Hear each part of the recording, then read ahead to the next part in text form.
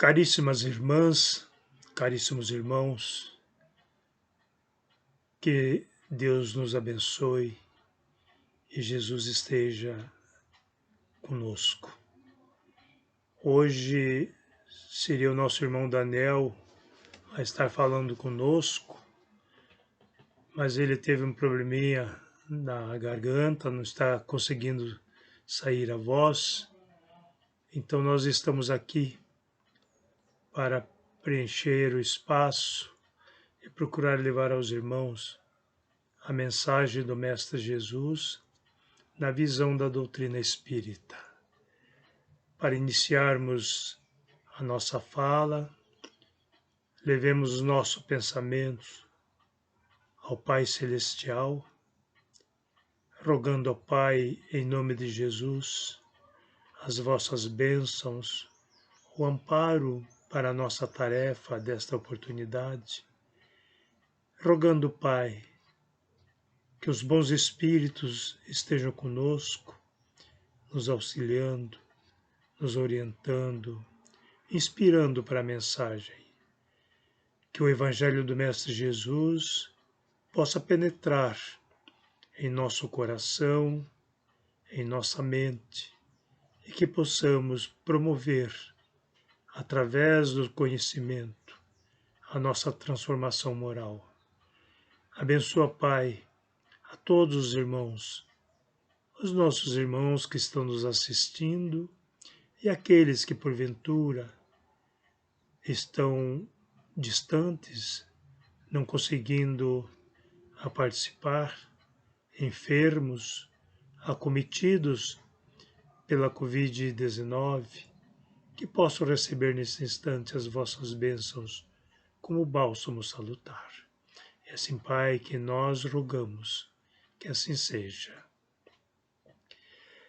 Caríssimos amigos, irmãos,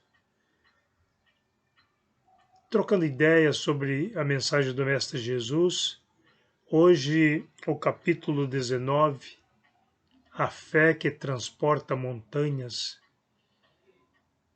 É importante para que nós reflitamos acerca do assunto, porque quando se fala de fé, sempre tem um entendimento um tanto diferente.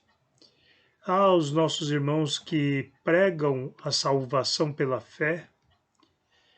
Nós da doutrina espírita pregamos a salvação pela caridade, mas não renegamos o poder da fé, porque a fé para nós é a alavanca que nos impulsiona às nossas realizações.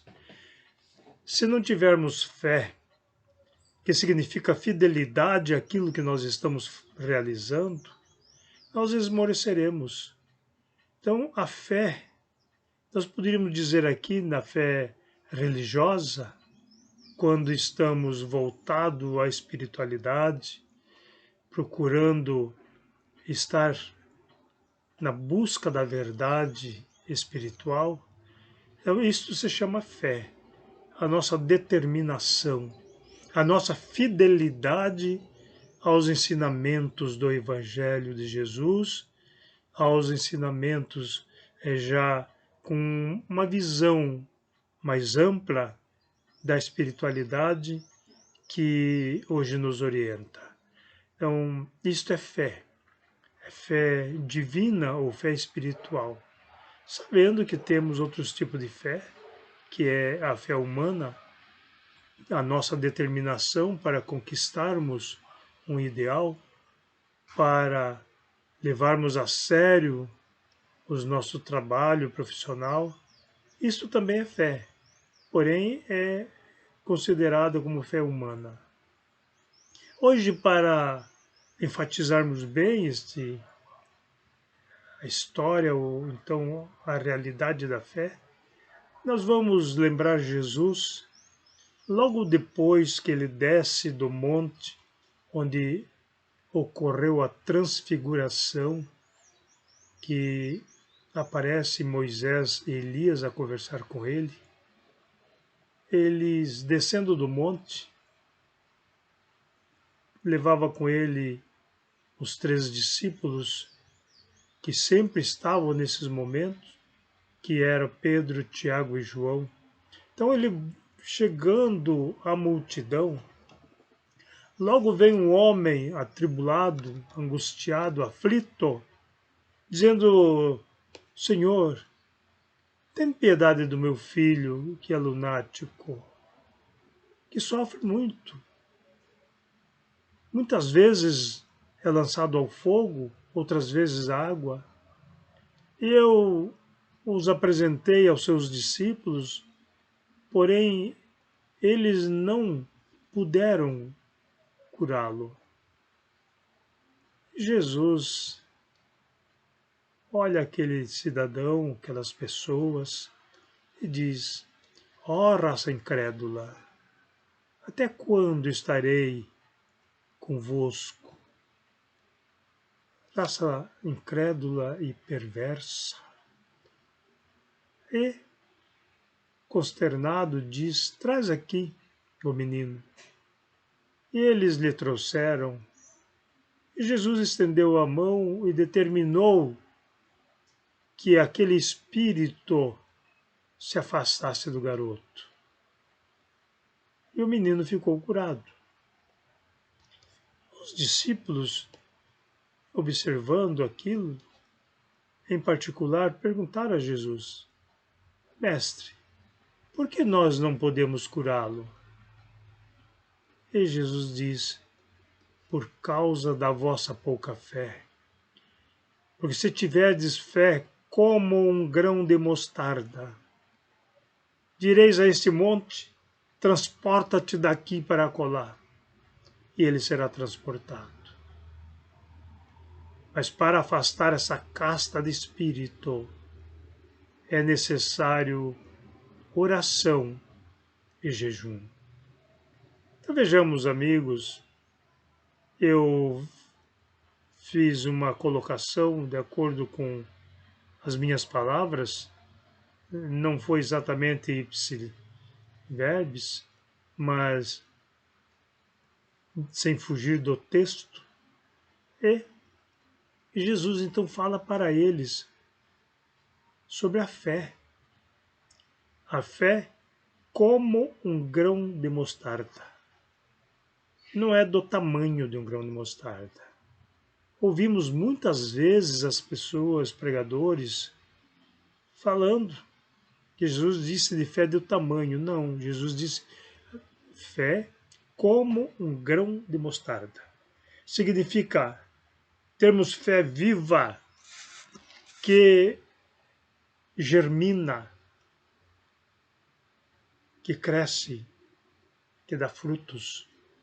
Se nós tomarmos uma semente e colocarmos sobre o solo, cobrirmos de terra, ela germinará. E com a sua força removerá a terra que a sufoca e crescerá. Então Jesus compara a fé com a semente que tem vida, que germina, que cresce. Então poderíamos dizer que todos nós temos o embrião da fé em nós. Mas é necessário que façamos com que ela cresça. Muitas vezes é só a semente, ainda não germinou. E como é que ela poderá germinar? Com a nossa vontade, com a nossa determinação, com a nossa dedicação às coisas santas, diríamos, na prática do bem, do amor, da paz. Isto é fé. Para que nós possamos então ter a determinação que quem tem fé não se abala. Allan Kardec nos fala sobre a fé inabalável, que é aquela que pode encarar a razão face a face em qualquer época da humanidade. Isso se chama fé raciocinada. Mas nós temos também a fé cega.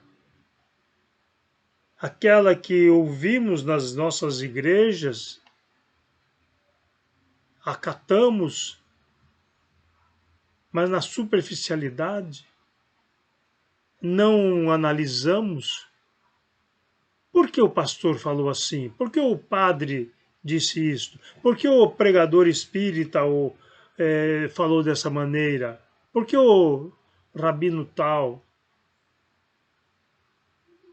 Vamos analisar. Vamos ver se tem fundamento o ensinamento que recebemos. Buscando os livros, estudando, refletindo, pondo a consciência a funcionar. E de repente chegamos à conclusão: é verdade. Eu vou seguir esse caminho por convicção, porque eu sei que estou certo. Isso se chama fé raciocinada. Ninguém vai me abalar. É diferente da fé cega, que quando alguém nos pondera dizendo, pense nisto, analisa o que foi dito, vê se tem fundamento, se tem lógica, se tem razão. E quando a pessoa é demovida da sua crença, porque ainda não era fé, a não ser cega, vai mudar de atitudes,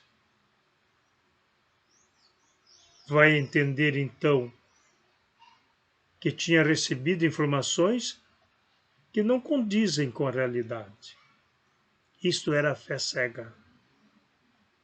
A inabalável é a da convicção.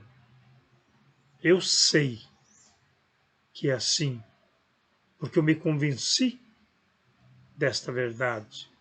Isto é a fé raciocinada. E Jesus nos fala para que não esmoreçamos, para que afastar determinada casta de espíritos, que são os obsessores, aqueles que de vez em quando lançavam o menino na água e vez outras no fogo, que não era na água propriamente dita e nem no fogo. O menino não estava queimado e nem afogado. Significa que tem hora que ele fica violento no fogo, tem hora que fica caído na água. Assim são as obsessões. Tem momento que o obsidiado fica calminho, esmorecido, e de repente dá um insight e se torna violento. É isto que o Senhor, pai do garoto, relatava a Jesus. Esses espíritos são os chamados obsessores. De onde vem isto? Por que estão obsidiando? Não há efeito sem causa.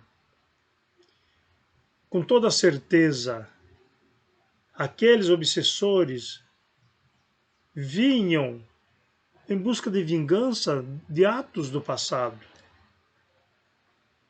E Jesus então diz que para afastar esta casta de espíritos é necessário oração e jejum. O que Jesus quis dizer com isto? O que é jejum? Não é ficar sem comer. Não é o jejum estomacal. Olha, eu vou ficar 2 dias sem comer para que esse espírito se afaste. Eu vou me enfraquecer e é capaz de ser, inclusive, influenciado por ele. Porque eu me enfraqueço organicamente, a mente se perturba e eu sou presa de obsessores também. Jesus fala de jejum de pensamento, para que nós possamos estar com pensamento elevado e oração. Não se ora sem pensamento limpo.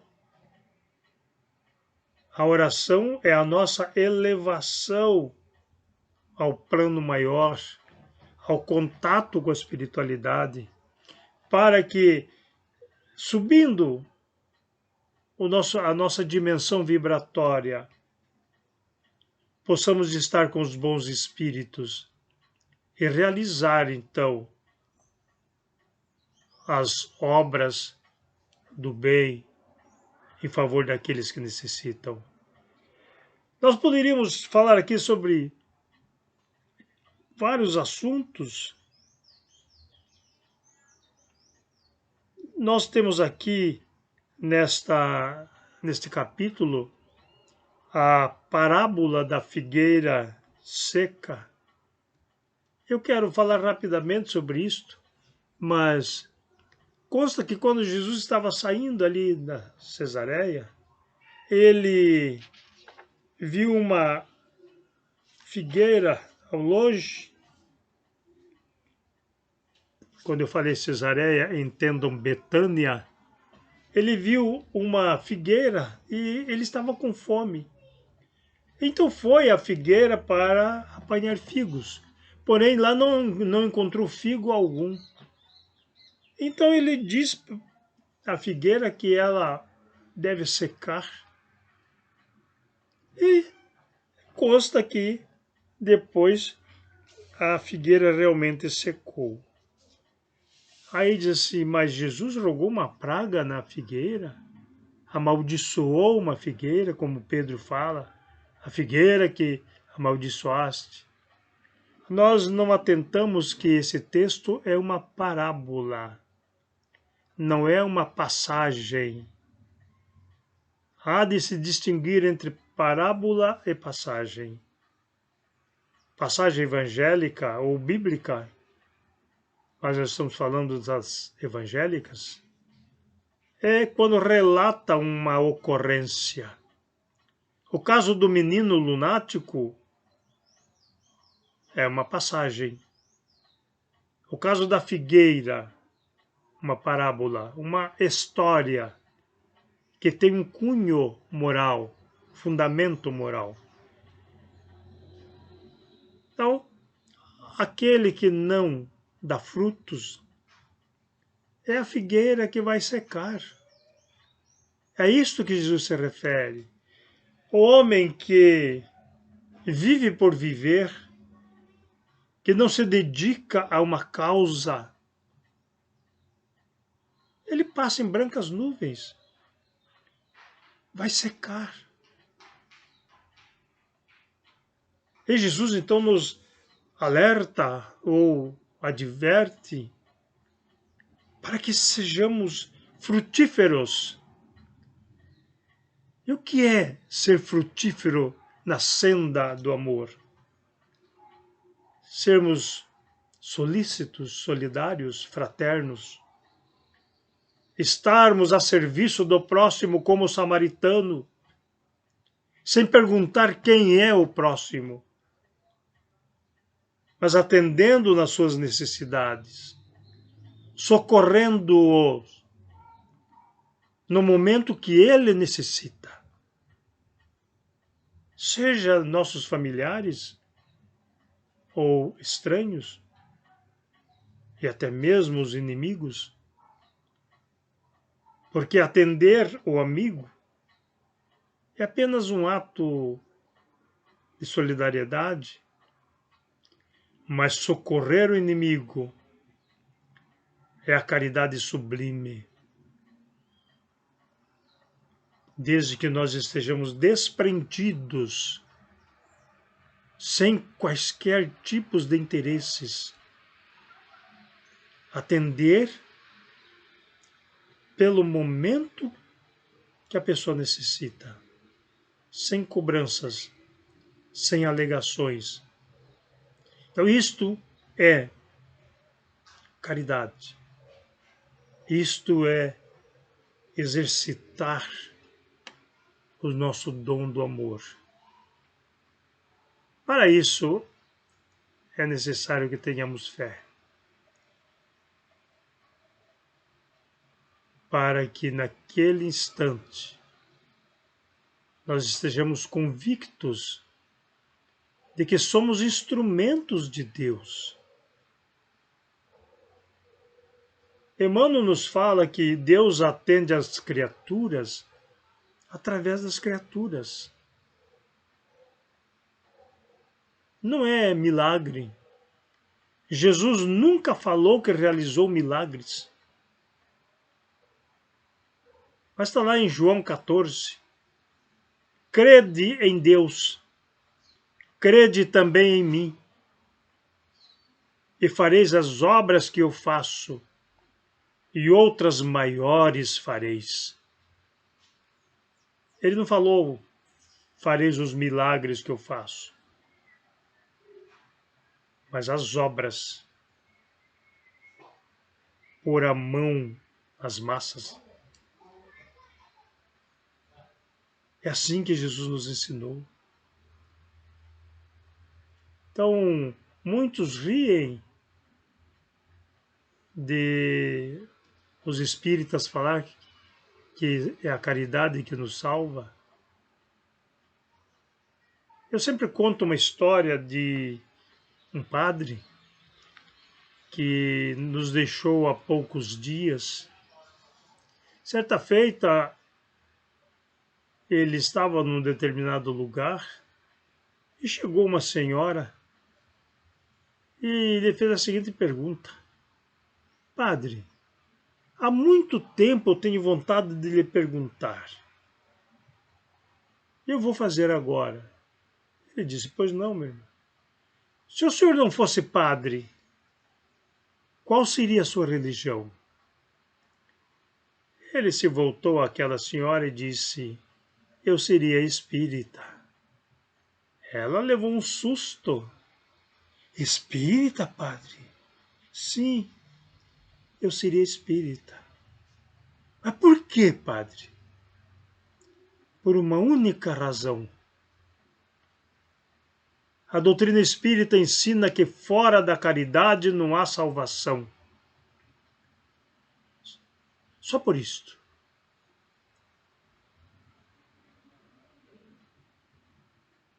Então eu digo aos irmãos, não é a doutrina espírita que nos salva, mas é a caridade, que é o desprendimento, o estar a serviço. Quando os discípulos se enfurecem porque a mãe de Tiago Maior e João pede a Jesus um lugar ao seu lado, quando estivesse no seu reino, ele se enfurece, mas por que esses dois querem um lugar de destaque e nós? Logo Pedro, que se colocava sempre como o principal discípulo. Então Jesus, vendo aquilo, chama a atenção. Os príncipes das nações têm seus vassalos, dão ordens, mandam que venham, que vão. Mas entre vós não pode haver contendas. Aquele que quiser ser o primeiro, seja o servidor. Porque o Filho do Homem não veio ao mundo senão para servir. Reflitamos sobre isto. Muitas vezes alguém nos fala, eu sou servo de Jesus. Nós estamos invertendo os papéis. Jesus é que veio para servir. É Ele que tem. Nós somos os necessitados. E aquele que necessita não serve. Então nós temos Jesus como o nosso servo, aquele que tem para oferecer. Não obstante, queridas irmãs e irmãos, muitos outros necessitam de nós porque são mais fracos do que nós, são mais necessitados, mais carentes do que nós. E é a estes que nós temos que ser servidor. E nada melhor do que servirmos ao próximo com Jesus. Esta é a mensagem. Estarmos a serviço do bem. do amor a cada instante da nossa vida. Dizer, mas eu não consigo, eu ainda sou impetuoso. Outro dia alguém me falava, eu frequentava o centro, mas um dia eu parei, pensei e falei, eu não posso frequentar mais, porque eu bebo cerveja. E eu lhe ponderei o seguinte, meu amigo, não pense que aqueles que assomam a tribuna dos centros espíritas são pessoas perfeitas. Não somos perfeitos, somos até ao contrário, bastante imperfeitos. E muitas vezes, eu diria sempre, com a responsabilidade de falarmos de muitas coisas que ainda não fazemos e nos recriminamos. A consciência pesa. Quando o ímpeto entra em ação e a seguir refletimos, eu não tenho o direito de ser impetuoso, de ser agressivo, porque eu conheço os ensinamentos do Mestre Jesus. E isto nos martiriza. Isto faz com que, muitas vezes, nos entristeçamos. Mas é na luta, na busca constante, no tanto falar, que nós vamos aprender a realizar. Portanto, não é porque eu ainda tenho alguns vícios que eu devo me afastar. A doutrina espírita nos ensina a nos liberar dos nossos defeitos, dos nossos vícios, mas ela não nos obriga a fazê-lo. Nada na doutrina espírita é impositiva ou impositivo. Nós temos o livre-arbítrio e por ele caminhamos. Queridos amigos, irmãs e irmãos, que possamos refletir. Nós falamos rapidamente sobre a fé e que tenhamos fortalecido a nossa fé, como um grão de mostarda, fazendo com que ela germine, que remova as dificuldades. Quando Jesus fala em transportar montanhas, significa transportar as nossas deficiências, as atribulações, as nossas dificuldades, e fazer prevalecer a nossa vontade de caminhar,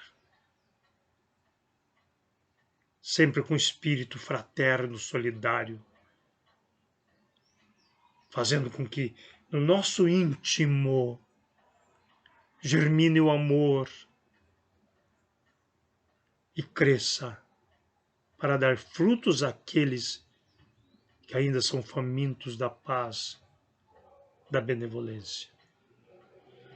Levemos nosso pensamento ao alto, irmanemo-nos na nossa fé, na nossa esperança de dias melhores, rogando ao Pai Celestial que nos abençoe, que possamos, ó Pai, a cada dia seguirmos na senda do amor, corrigindo os nossos defeitos, as nossas falhas, os nossos equívocos e nos aprimorando para que sejamos servidores fiéis na seara do Mestre Jesus. Que os bons espíritos fluidifiquem as águas colocadas nesse instante, colocando nela bálsamos curadores, e aqueles que delas se servirem, que possam ser atendidos nas suas necessidades.